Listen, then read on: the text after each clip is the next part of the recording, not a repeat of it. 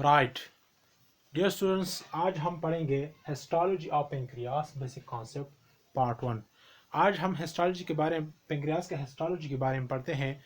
इसका पार्ट 1 है और इसका पार्ट 2 में जो है दूसरे वीडियो में आप लोगों को बताता हूँ।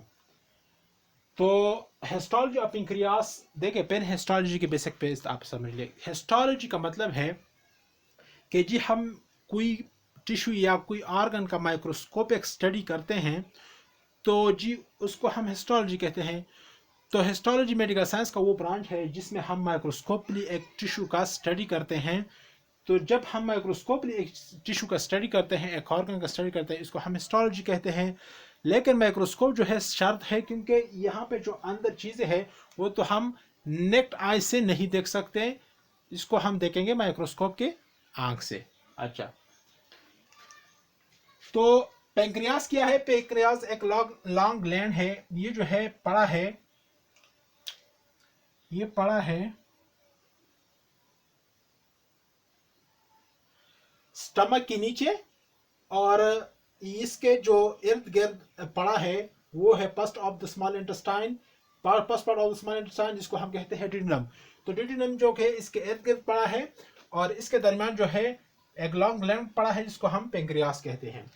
पेंक्रियास का ये जो बड़ा सा आपको नजर आ रहा है, ये पार्ट, इसके पार्ट्स को, पेंक्रियास के इसके पार्ट्स को हम कहते हैं हेड ऑफ पेंक्रियास। यहाँ से लेकर यहाँ तक इसको हम कहते हैं बॉडी ऑफ पेंक्रियास। और यहाँ पर जो टेल नजर आ रहा है इसको हम कहते हैं जी टेल ऑफ पेंक्रियास। तो पेंक्रियास बेसिकली दी 3 पार्ट्स पर मुश्तमिल है जो कि मैंने बताए। अच्छा, फर्स्ट ऑफ ऑल शुरू करते हैं यहाँ से कि जी यहाँ पर इस डक का, कॉमन बाइल डक का इस पेंक्रियाटिक डक के साथ क्या ताल्लुक है। अच्छा देखें, ये लीवर है और लीवर जो है 2 लोब्स पर मुश्तमिल है। इस लोब्स को हम कहते हैं, इस लोब्स को हम कहते हैं राइट लेफ्ट लोब, और इसको हम कहते हैं राइट लोब। अच्छा, ये 2 लोब्स है राइट।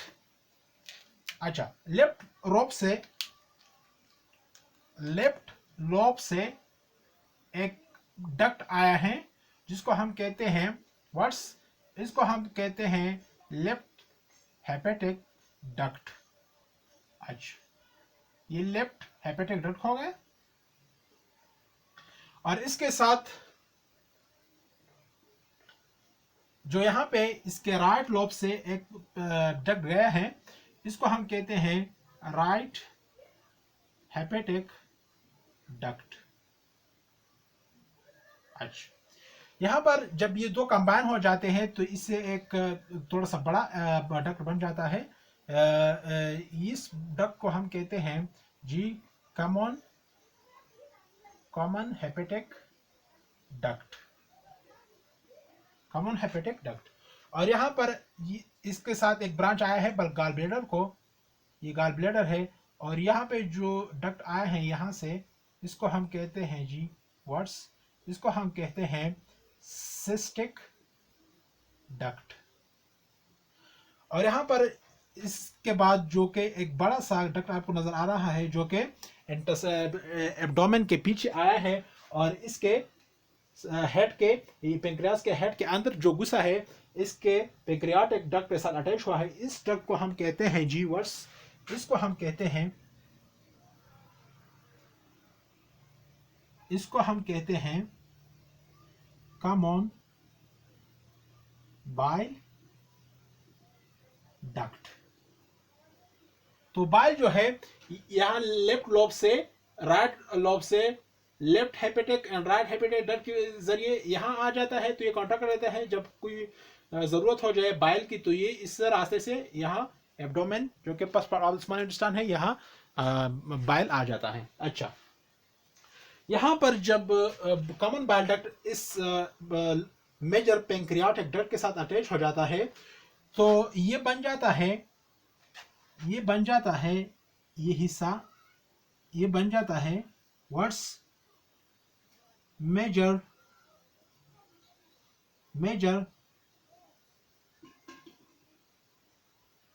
पैंक्रियाटो हेपेटिक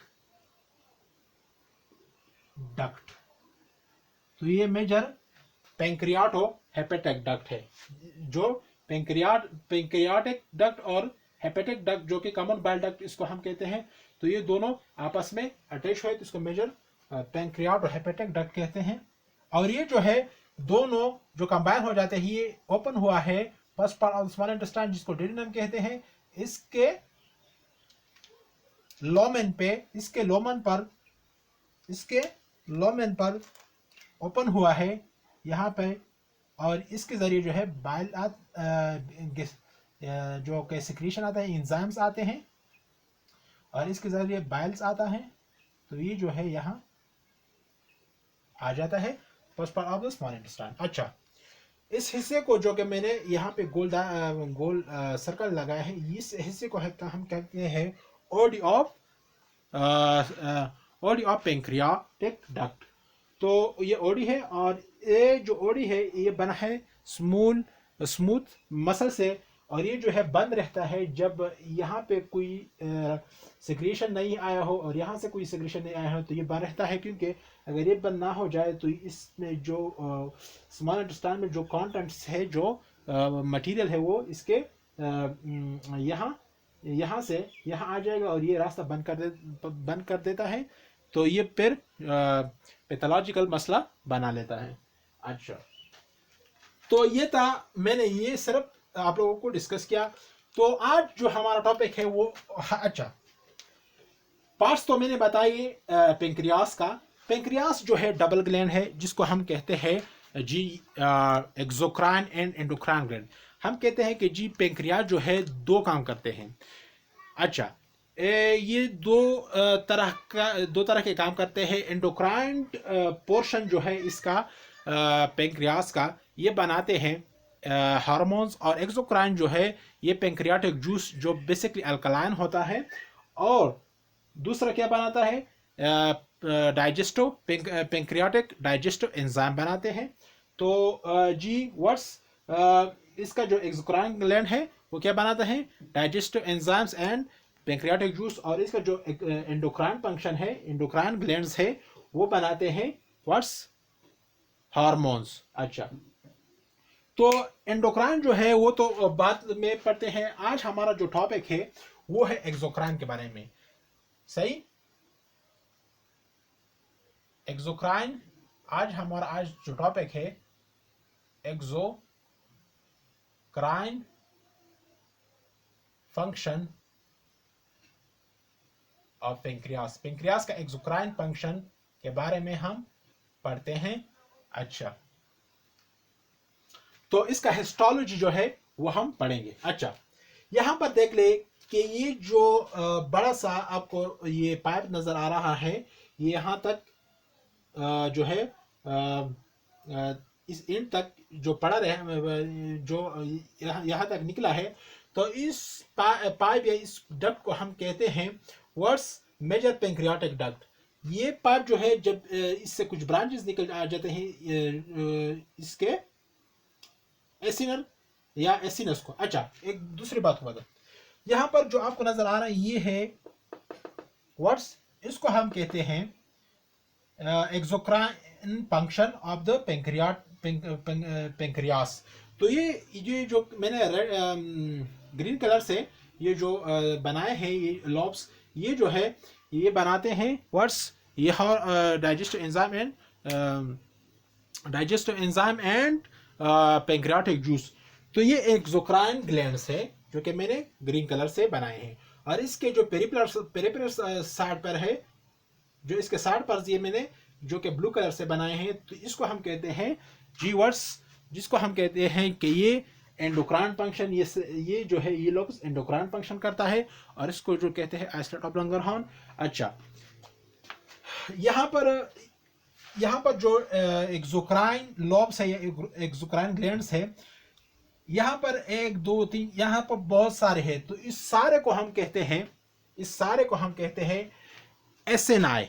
इस सारे को एक से जब ज्यादा हो, सही, एक से जब ग्लैंड ज्यादा हो तो इसको हम कहते हैं एसेनाई।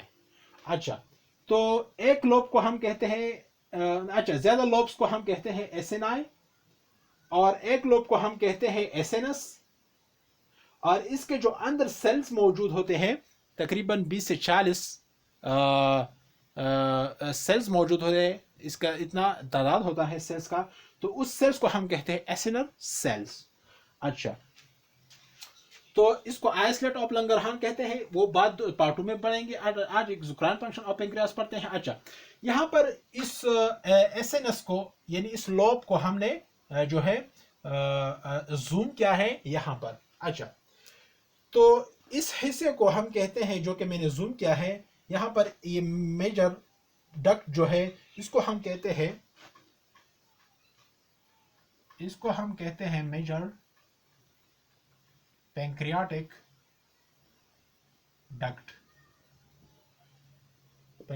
डक्ट। ये जो हिस्सा है ये मैंने जूम किया है यहाँ पे, तो इस हिस्से को हम कहते हैं वर्ड्स मेजर पैंक्रियाटिक डक्ट। अच्छा, जब इसके ऊपर चले जाते हैं तो इस हिस्से को हम कहते हैं, इंटरलोब्यूलर डक्ट। अच्छा, जब ये तो मैंने जूम किया है, इस यहाँ पे आप लोगों को सही समझ आ जाएगा। इस हिस्से को जब हम थोड़ा सा और जो है इस डक्ट को, ये डक्ट जो है ज्यादा ब्रांचेस पर डिवाइड हुआ है, तो जब ये और डिवाइड हो जाए तो इसको हम कहते हैं इंट्रालोब्यूलर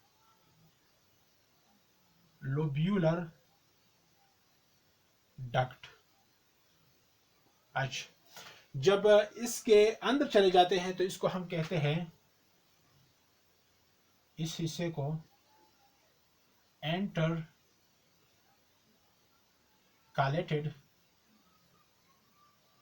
डक्ट। तो ये है इंटरकालेटेड डक्ट।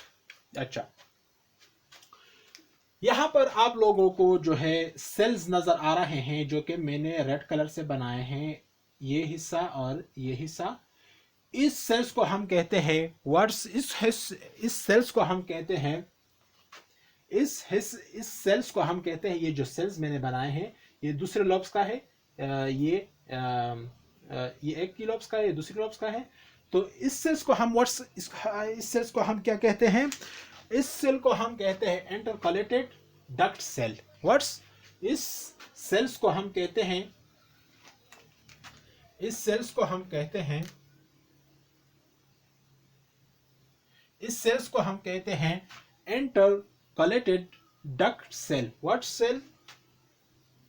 ये मैं मिटाता हूं।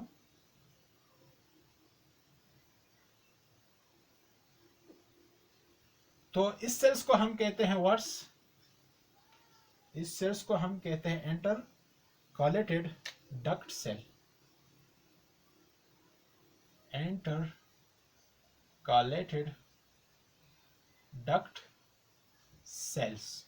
तो ये इंटरकलेटेड डक्ट सेल्स है। और ये जो इंटरकलेटेड डक्ट सेल्स जो है, ये जो आपको अंदर नजर आ रहा है, तो ये एसएनएस के अंदर गया है। तो इस सेल्स का नाम जो है फिर नाम चेंज हो जाता है, काम एक ही है इनका, और इनका काम ये एक है, एक किस्म की सेल है। लेकिन इसके अंदर जाने की वजह से, जो कि ये हिस्सा थोड़ा सा लॉन्ग है, इसके एसएनएस को अंदर गए हैं, तो इस सेल्स को फिर हम कहते हैं जीवर्स। इस हिस्से को हम कहते हैं सेंट्रो। इस सेल्स को यहां से लेकर यहां तक, इस सेल्स को फिर हम कहते हैं वर्ड्स सेंट्रो एसिनल सेल्स। इसको सेंट्रो एसिनल सेल्स क्यों कहते हैं? कि जी यहां पर जो कि एसिनस है, आप लोगों को मैंने बताया कि एक लोब को हम क्या कहते हैं? एसिनस। और इस लोब्स जो है ज्यादा हो जाए तो इसको एसिनाई का हम कहते हैं। और इसके अंदर जो सेल्स है इसको हम कहते हैं एसिनल सेल्स। तो ये एसिनस के अंदर है ये सेल्स, तो इसलिए हम इसको कहते हैं, इसके एसिनस के सेंटर पर है, तो इसलिए हम इसको एसिनल सेंट्रो एसिनल सेल्स कहते हैं। अच्छा, यहाँ पर देखने की बात है, यहाँ पर अगर आप देख ले, इसको हम कहते हैं what's intercalated duct cell, और इसको हम कहते हैं सेंट्रो एसिनर सेल्स। ये मैंने पहले बताया कि जी ये इनका फंक्शन ही एक है, एक ही किस्म के सेल्स है, लेकिन इसका नाम इसलिए चेंज हुआ है कि ये एसिनस के अंदर गए हैं, अंदर मौजूद है, तो इसको इसलिए हम कहते हैं सेंट्रो एसिनर सेल्स। अच्छा, और यहाँ पर जो सेल्स आपको नजर आ रहा है जो कि एसिनस के अंदर है, इसको हम कहते हैं वर्ड्स, इसको हम कहते हैं एसिनर सेल्स, और ये तादाद में 20 से 40 तक होते हैं। अच्छा, ये इंट्रा कलेक्टेड डक्ट सेल्स, सेंट्रो एसिनर सेल्स, और यहाँ पर जो एसिनर सेंट्रो एसिनर सेल्स और एसिनर सेल्स किस तरह स्टिमुलेट होते हैं, किस तरह इनको पता चलता है कि जी यहाँ पर जो है आपके पैंक्रियाटिक जूस की ज़रूरत है और डाइजेस्टिव एंजाइम की ज़रूरत है, तो वो बताते हैं। तो ये स्टिमुलेट होता है, ये खबरदार होते हैं ये सेल्स कुछ केमिकल के रिलीज हो जाने की वजह से, कुछ केमिकल्स के रिलीज होने की वजह से। आज यहां पर एक केमिकल है जिसको हम कहते हैं सेक्रेटिन। सेक्रेटिन, तो सेक्रेटिन का काम क्या है? सेक्रेटिन प्रोड्यूस या साइंथेसिस होता है एस सेल ऑफ इंटेस्टाइन। ये साइंथेसिस होता है, बनता है कहां पे? S cell of intestine, intestine के एस सेल से ये बनता है। तो सेक्रेटिन जो है एक केमिकल है, इसको हम हार्मोन भी कहते हैं। ये वो हार्मोन है जो कि फर्स्टली डिस्कवर हुआ है हमारे मेडिकल दुनिया में। तो सेक्रेटिन जो है एक हार्मोन है जो कि यहाँ पर अगर आप देख ले, मैंने ब्लैक कलर से रिसेप्टर बनाया है। रिसेप्टर क्या होते हैं? जो कि एक केमिकल इसके साथ अटैच हो जाता है, तो उसके अंदर जो माहौल है उसको क्या करता है? उसको जो है खबरदार करता है, उसके अंदर इन्वायरमेंट को खबरदार करता है। तो इसका मतलब एक चौकीदार की तरह है कि जब कोई बंदा आ जाए चौकीदार के साथ बातचीत करे, तो चौकीदार जो है इन सारे मोहल्ले या सारे घर को जो है खबरदार कर देता है, इन्फॉर्म कर देता है। तो ये रिसेप्टर जो बेसिकली है वो प्रोटीन है। यहाँ पे अगर आप देख लें तो इसके साथ अटैच हो जाता है ये सेक्रेटिन। सेक्रेटिन अटैच हो गया, तो सेक्रेटिन की वजह से ये सेक्रेटिन इस रिसेप्टर के साथ अटैच हो जाता है, और ये जो secretin intercalated duct cell है वो क्या स्टिमुलेट हो जाते हैं इसके सेक्रेटिन की वजह से। जब इस रिसेप्टर के ये रिसेप्टर जो है इसके सेल के अंदर ऊपर साइड पर मौजूद होते हैं। यहाँ पर एक दूसरा रिसेप्टर मैंने बनाया है, यहाँ पर एक दूसरा केमिकल काम करता है जिसको हम कहते हैं एसिटाइल। इसको मैं दूसरा जो केमिकल है उसको हम कहते हैं एसिटाइल कोलिन। तो एसिटाइल कोलिन का काम क्या है? एसिटाइल कोलिन का काम भी किया है, ये है कि जी स्टिमुलेटर। इसका काम है कि ये जी क्या है? स्टिमुलेटर है। ये केमिकल भी स्टिमुलेट करता है इस एंटर कलेक्टेड डक्ट सेल को और सेंट्रो एसिनर सेल को। तो ये दो केमिकल्स हैं जो कि एंटर कलेक्टेड डक्ट सेल्स को और सेंट्रो एसिनर सेल्स को एक्टिवेट करता है या स्टिमुलेट करता है। इसको खबरदार करता है कि जी आप लोगों के प्रोडक्शन की ज़रूरत है, आप लोग जो चीज़ें बना रहे हैं वो जो आप लोगों के जो जिम्मेदारी है, अब आपका वक्त आ गया है कि उन चीज़ों को आप तैयार करें और यहाँ पर ड्यूटीनम में डाइजेशन और काइम्स को एसिड एनवायरनमेंट से अल्कलाइन एनवायरनमेंट को तब्दील करें। अच्छा, यहाँ पर एक और अगर आप देख लें कि ये तो था कौन से cell? Intercalated duct cell और सेंट्रो एसिनर सेल्स थे। यहाँ पर देख ले जो कि मैंने बड़े से बनाए हैं, ये है व्हाट सेल, इसको हम कहते हैं एसिनर सेल्स। तो एसिनर सेल्स के ऊपर जो मेम्ब्रेन है जिसको सेल मेम्ब्रेन कहते हैं, तो इसके सेल मेम्ब्रेन के ऊपर भी कुछ सेल्स होते हैं, ऐसे रिसेप्टर्स होते हैं। उस रिसेप्टर भी कुछ केमिकल्स जो है स्टिमुलेट करते हैं ये सेल और जब इस रिसेप्टर्स के साथ अटैच होते हैं तो ये ब्लड कैपिलरी मैंने बनाया है। तो फर्स्ट ऑफ ऑल यहाँ पे एक केमिकल है जिसको हम कहते हैं एसिटाइल कोलिन, एसिटाइल कोलिन। और दूसरा जो सेल है, जो दूसरा जो केमिकल है, इसको हम कहते हैं व्हाट्स, इसको हम कहते हैं कोलिसिस्टोकाइलिन, कोलिसिस्टोकाइलिन। अच्छा, तो ये एसिटाइल कोलिन इसके साथ अटैच हो जाता है, एसिटाइल कोलिन इसके साथ अटैच हो जाता है। ये बहुत से रिसेप्टर होते हैं तो इसलिए मैंने एक ही को मेंशन किया, ये इसके साथ अटैच हो जाता है। और ये जो कोलिसिस्टोकाइलिन है ये इस रिसेप्टर के साथ अटैच हो जाता है, सही। तो ये सेल्स जो है स्टिमुलेट हो जाते हैं इसके सिक्रिएशन की वजह से, कि जब सिक्रिएट हो जाएगी तो ये यहाँ पर आ जाते हैं। अच्छा, ये जो सिक्रिएशन का अमल है किस तरह खबरदार होता है, तो ये होता है पारासिम्पैथेटिक नर्व्स के कंट्रोल में, जो कि ये तो हम इस तरह करते हैं। तो ये नर्व्स जो है वो पारासिम्पैथेटिक, ये सारा पारासिम्पैथेटिक नहीं है। तो पारासिम्पैथेटिक जो हमारे अंदर बॉडी के एनवायरनमेंट उसको खबरदार करता है, उस जो है निज़ाम को खबरदार करता है। तो ये कंट्रोल में होता है, पारासिम्पैथेटिक नर्व्स के कंट्रोल में होता है ये सारा प्रोसेस। अच्छा, यहाँ पर देख लें, यहाँ पर जो कोलिसिस्टोकाइलिन है, तो ये जो केमिकल है ये इन सेल्स के साथ कोई ताल्लुक नहीं रखता। यानी ये कोलिसिस्टोकाइलिन है, ये इन सेल को स्टिमुलेट नहीं करता। ये सिर्फ ही कौन से सेल्स को स्टिमुलेट करता है, ये जो है एसिनर सेल को स्टिमुलेट करता है। और यहाँ पर जो एसिटाइल कोलिन है ये इन सेल्स को भी खबरदार करता है और इस एसिनर सेल्स को भी खबरदार करता है या स्टिमुलेट करता है। अच्छा, ये बी रिसेप्टर्स हैं। अच्छा, तो अच्छा आते हैं यहां पर, अगर आप देख ले तो ये हिस्सा इसको हम कहते हैं एसेनर या एसिनस लोमेन। तो ये एसिनस लोमेन है।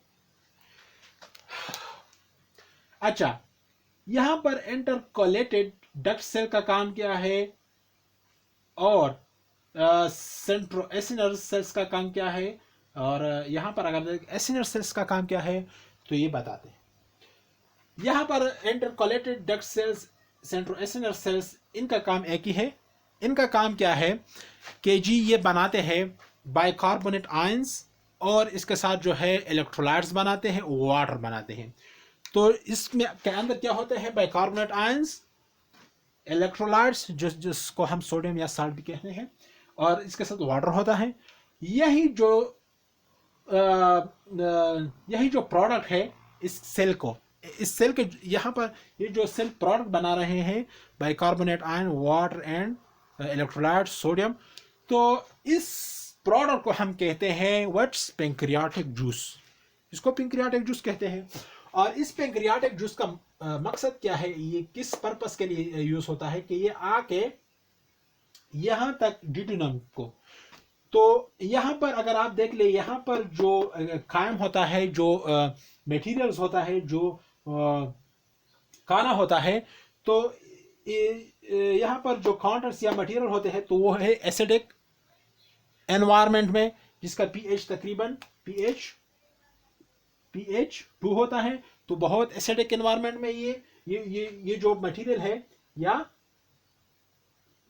खाना है या फूड है, तो ये pH 2 में होता है। तो बहुत ये हिस्सा बहुत, यानी यहाँ पर जो स्टमक है इसमें इन्वायरमेंट क्या है, एसिडिक है, सही। तो जब यहाँ पर आ जाता है ये, जब ये डाइजेशन के बाद ये यहाँ से स्टमक से कहाँ आ जाता है, डिड्यूनम को, first part of small intestine. तो यहाँ पर क्या होता है कि ये अल्कलाइन जो वाटरी रतुबात होता है, ये अल्कलाइन वाटरी सिक्रीशन जो है आके इस कायम के साथ जब मिल जाता है तो इसका पीएच बढ़ जाता है 8 को। तो ये जो है अल्कलाइन पीएच है। तो यहाँ पर इस सिक्रीशन का मतलब है कि ये यहाँ पे काइम का या फूड का या मटेरियल का जो एसिडिक है या पीएच है या एनवायरनमेंट है, वो अल्कलाइन एसिडिक से अल्कलाइन को तब्दील करता है। इसका यह क्योंकि इसमें बाइकार्बोनेट आयंस है, और बाइकार्बोनेट जब सोडियम के साथ मिल जाते हैं तो ये सोडियम बाइकार्बोनेट में तब्दील हो जाते हैं, और सोडियम बाइकार्बोनेट जो है एक सोल्यूशन को, एक जगह को क्या बनाता है, अल्कलाइन बनाता है। अच्छा, तो इंटरकलेटेड डक्ट सेल और सेंट्रोएसिनल सेल्स का काम ये है, बस ये और कोई काम नहीं करता। यहाँ पर अगर आप देख ले ये एसिनल सेल्स है, तो एसिनल सेल्स का काम सिर्फ डाइजेस्टिव एंजाइम तैयार करना है। इसका कोई काम पैंक्रियाटिक जूस के साथ नहीं है, इसका काम सिर्फ ही कौन से चीज को तैयार करना है, पैंक्रियाटिक डाइजेस्टिव एंजाइम। पैंक्रियास में जो डाइजेस्टिव एंजाइम तैयार करते हैं वो एसिनल सेल्स तैयार करते हैं। तो यहाँ पर एक एसिनल सेल्स मैंने जूम किया है, यहाँ पे आके आप लोगों को कॉन्सेप्चुअली बताता हूँ। यहाँ पर अगर आप देखिए ये न्यूक्लियस जो है ये थोड़ा साइड पे है, क्योंकि यहाँ पर जो गोल्जी बॉडी से वेसिकल्स बनते हैं, तो इस वजह से ये थोड़ा सा साइड पे है। इसका न्यूक्लियस सही बैक साइड पे है, सेंटर में नहीं है। यहाँ पर जो आपको नजर आ रही है ये प्री राइबोसोम्स है, यहाँ पर ये रैप एंडोप्लाज्मिक रेटिकुलम है, और इसके साथ जो छोटे छोटे डॉट मैंने किए हैं ये जो है इसके साथ अटैच हुए हैं। यहाँ पर दो किस्म के राइबोसोम्स है, एक है फ्री राइबोसोम्स और दूसरे है व्हाट्स अटैच राइबोसोम्स, इसलिए हम इसको रैप एंडोप्लाज्मिक रेटिकुलम कहते हैं कि जी इसके साथ राइबोसोम्स अटैच है। यहाँ पर माइटोकॉन्ड्रिया है, यहाँ पर गोल्जी बॉडी है, और यहाँ पे जो है कि गोल्जी वेसिकल्स या जाइमोजिन वेसिकल है। अच्छा, किस तरह यहाँ पर जब अगर आप देख ले तो इसका काम है एंजाइम तैयार करना। एंजाइम बेसिकली प्रोटीन है। तो जब यहाँ पर एंजाइम आरएनए इस आरएनए की वजह ट्रांसक्रिप्शन हो जाए तो आरएनए जो है राइबोसोम्स को आ जाते हैं। राइबोसोम जो है उसी तरह एंजाइम जो है पर बनाता है, और यहाँ पे न्यूक्लियोटाइड्स पड़े, न्यूक्लिक एसिड पड़े होते हैं। तो उस जीन के रीडिंग की जो यहाँ मैसेंजर आरएनए में जो रीड है, जो सीक्वेंस है, तो इसके मुताबिक जो है ये प्रोटीन बनाएगा। जब यहाँ पर प्रोटीन बन जाता है इस राइबोसोम में, तो क्या होता है, ये फॉर एग्जांपल एक एंजाइम है जो कि प्रोटीन है, बेसिकली ये बन गया। तो क्या होता है, फॉर एग्जांपल ये प्रोटीन है, तो ये प्रोटीन जो है या ये एंजाइम जो है जब सेल से अंदर जब सेल से बाहर जाएगा तो क्या होगा, ये एक खास पैकिंग में बंद हो जाएंगे और फिर ये जो है सेल से बाहर निकल जाएंगे। तो गोल्जी बॉडी का काम क्या है? गोल्जी बॉडी का काम असल में पैकिंग करना है। जिस तरह हम कोई गिफ्ट ले लें दुकानदार से, तो वो हम पैक करते हैं, उसको सजाते हैं फिर क्योंकि वो महफूज रहता है। और जो कि आज तो यहाँ पर ये मैंने क्या क्या है, ये मैंने फॉर एग्जांपल ये एक एंजाइम है, तो ये एंजाइम जो है यहाँ पे आके ये के यहाँ पर आके इस गोल्जी बॉडी के साथ अटैच हो जाता है। तो गोल्जी बॉडी जो है, इस गोल्जी बॉडी की वजह से कुछ वेसिकल्स पैदा हो जाते हैं। एक वेसिकल्स फॉर एग्जांपल ये एंजाइम है, तो ये एंजाइम को इस तरह शक्ल दे देता है, सही, एक वेसिकल बन जाता है। और ये वेसिकल जो है क्या काम करता है कि इसका जो साइड है लोमेन की तरफ जो साइड है इसके साथ अटैच हो जाता है, और इस जो प्रोटीन है ये वेसिकल इसके साथ जो है अटैच हो जाता है, और इसमें जो ये प्रोटीन एंजाइम है ये अंदर रिलीज कर देता है। यहाँ फॉर एग्जांपल ये क्या है, ये है वेसिकल, और इस वेसिकल ने ये इस एंजाइम्स को रिलीज किया, ठीक। अच्छा, जब ये रिलीज कर देते हैं तो ये आते हैं थ्रू डक्ट सिस्टम, सही। कहाँ? First part of the small intestine, first part of the small intestine को आ जाते हैं ये एंजाइम्स भी। अच्छा, तो एक्सोक्राइन फंक्शन, एक्सोक्राइन वो ग्लैंड्स है पेंक्रियास में जो कि अपना जो सिक्रिएशन है वो थ्रू डक्ट के जरिए टारगेट जगह को पहुंचा देता है। और एंडोक्राइन वो ग्लैंड्स है जो कि अपना सिक्रिएशन या अपना जो प्रोडक्ट्स उसने बनाए हैं अपने प्रोडक्ट्स बनाए हैं तो वो डायरेक्ट कांटेक्ट हुआ है ब्लड कैपिलरीज के साथ, यानी ब्लड के साथ उसका डायरेक्ट कांटेक्ट हुआ है, उसके लिए कोई ड्रग सिस्टम की ज़रूरत या ड्रग सिस्टम नहीं है। अच्छा, तो अब यहाँ पे आते हैं कौन से एंजाइम्स जो है यहाँ पर तैयार एसिनर सेल्स के ये एसिनर सेल जो है कौन कौन से एंजाइम तैयार करते हैं, तो आते हैं यहाँ पर।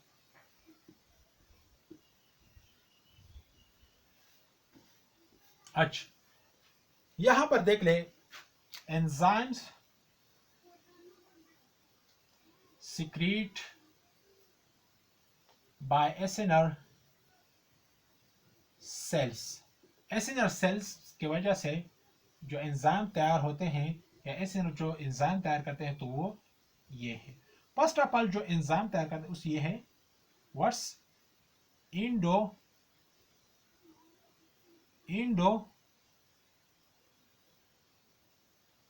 पेप्टाइडेज। अच्छा, एंडोपेप्टाइडेज एंजाइम है और इस एंजाइम का काम क्या है? इस एंजाइम का काम ये है कि जो ये पेप्टाइड है चेन है, यानी बहुत से अमीनो एसिड से बना है, तो ये पेप्टाइड चेन को कहां से ब्रेक करता है, कहां से जो है टूट कर देता है। फॉर एग्जाम्पल ये एक प्रोटीन है, पॉलीपेप्टाइड है, तो ये जो है सेंटर से ब्रेक करता है ये एंजाइम्स, सही। तो ये प्रोटीन को सेंटर से एक पेप्टाइड चेन को सेंटर से ब्रेक करता है, तो इसको हम कहते हैं वर्स एंडोपेप्टाइडेज। अच्छा, यहां पर जो दूसरा है एंजाइम वो, अच्छा ये कौन कौन से एंजाइम है? ये एंजाइम जो है एंडोपेप्टाइडेज, इसमें है ट्राइप्सिनोजीन, इसमें है ट्राइप्सिनोजीन,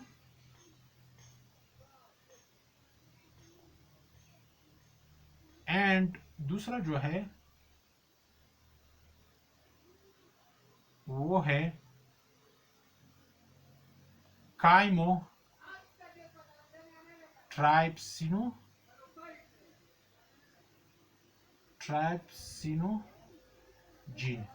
तो ये दो एंजाइम्स है जिसको हम एंडोपेप्टाइडेज एंजाइम कहते हैं, और यही दो एंजाइम्स जो है क्या है, यही दो एंजाइम जो है एक पॉलीपेप्टाइड चेन को, एक प्रोटीन को जो है सेंटर से ब्रेक करता है।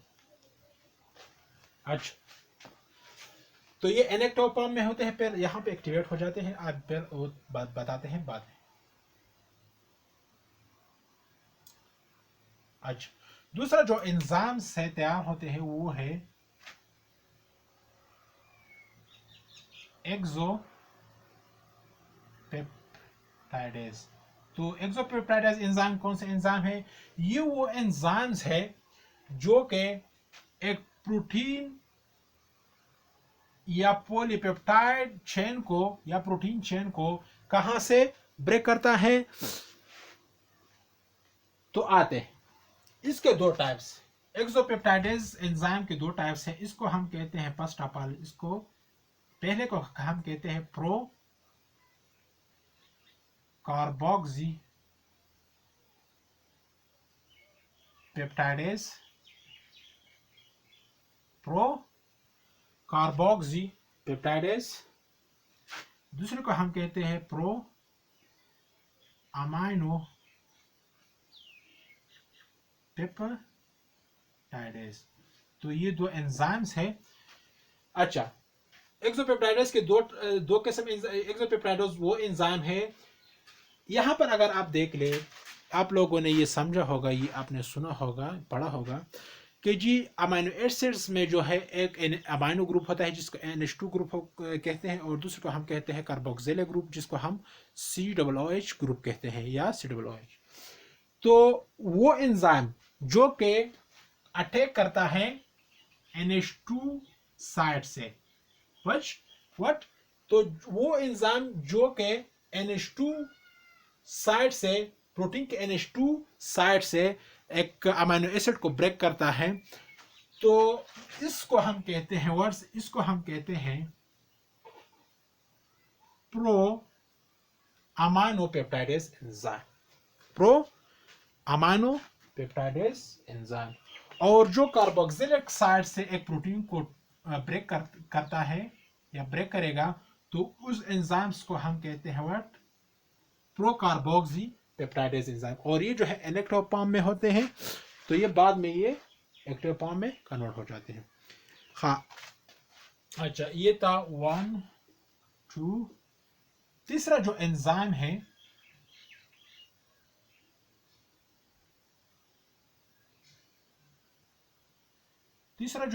है, वो है लाइपेज,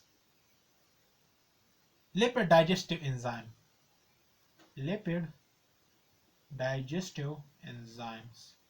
तो लिपिड डाइजेस्टिव एंजाइम हमारे साथ 3 किस्म के हैं। पहले को हम कहते हैं लाइपेज, सही। दूसरे को हम कहते हैं फोस्फो लाइपेज, और तीसरे को हम कहते हैं व्हाट्स, कोलेस्टीएस्ट्रिएजेस। तो ये 3 एंजाइम जो है फॉस्फोलिपिड्स या लिपिड्स को डाइजेस्ट करता है। तो ये बनते कहाँ पे है, एसिनर सेल्स में। और यहाँ पे जो प्रोडक्ट्स यहाँ पे डाइजेस्ट नहीं हुए हैं, तो ये यहाँ पे डाइजेस्ट कर देते हैं। अच्छा, तीसरा जो है, चौथा जो है, वो है हमारे साथ जो एंजाइम्स है, वो है एमाइलेज। एमाइलेज एंजाइम वो एंजाइम है विच डाइजेस्ट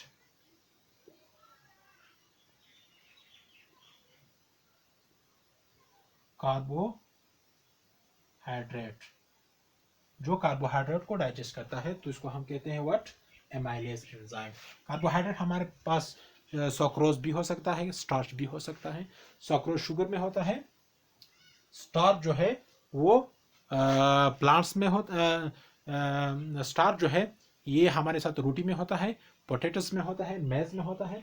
सुक्रोज चीनी में होता है, शुगर केन में। और यहाँ पे हमारे साथ जो लैक्टोज है, वो भी एक किस्म कार्बोहाइड्रेट है जो हमारे साथ मिल्क में होता है। तो ये डाइजेस्टिव एंजाइम एमाइलेज। और सिर्फ एमाइलेज जो है अहम काम करता है कौन से, स्टार्च वाले, या जिसमें वो कार्बोहाइड्रेट जो स्टार्च वाले हो, तो इसको जबरदस्त डाइजेस्ट करता है। अच्छा, 5वां नंबर जो है हमारे साथ, वो है अच्छा 5वें नंबर पे हमारे साथ है डीएनएस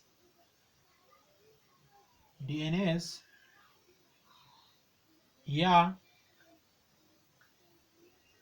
डीऑक्सीराइबोन्यूक्लियेजेस।